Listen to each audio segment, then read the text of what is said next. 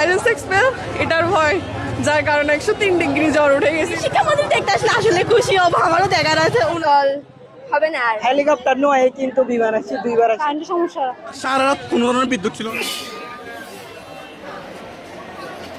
সারা রাত কোনো ধরনের বিদ্যুৎ ছিল না ভাইয়া, সারা রাত পড়তে পারি না। সকালে 4টার দিকে উঠে যা পড়ার পড়ছি, আজকে একদম দিতে আসা থেকে। এভাবে যদি বিদ্যুৎ না থাকে ভাই আমরা পড়বো কেমন সেটা একটু বলেন তো ভাইয়া। কই বিদ্যুৎ তো দিবে বলতেছে, এবার বিদ্যুৎ তো দিচ্ছেই না। নকল আর হবে না, নকল তো হচ্ছে না, বাট আলহামদুলিল্লাহ পরীক্ষা কিন্তু ভালো হচ্ছে আমাদের। সবাই ভালো ভালো বসে দেখে কোনো কিছু না আশ্বাসই ছিল না।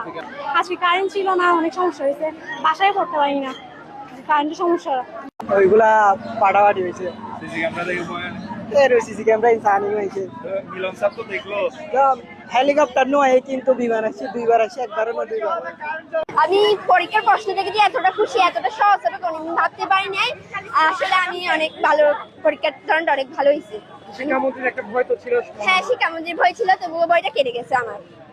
নকল হবে না আর। এ প্লাস একদম কনফার্ম এ প্লাস হবে।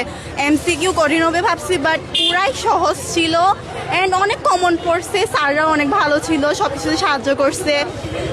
শুধু নকল করার কোনো সুযোগ ছিল না, কিন্তু চাইলে আমরা করতে পারতাম, কিন্তু যেহেতু পড়ছি এই জন্য সব পারছি।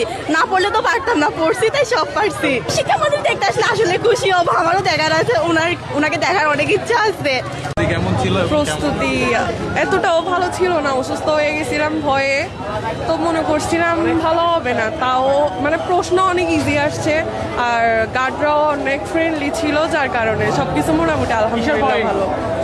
ওই যে সাইলেন্স এক্সপেল এটার ভয়, যার কারণে 103 ডিগ্রি জ্বর উঠে গেছিল। আর এই যুগে নকল কে করে, এটাই আমার কথা। যারা নকল করে আমার মধ্যে তাদেরকে 2001 সালে পাঠিয়ে দেওয়া উচিত।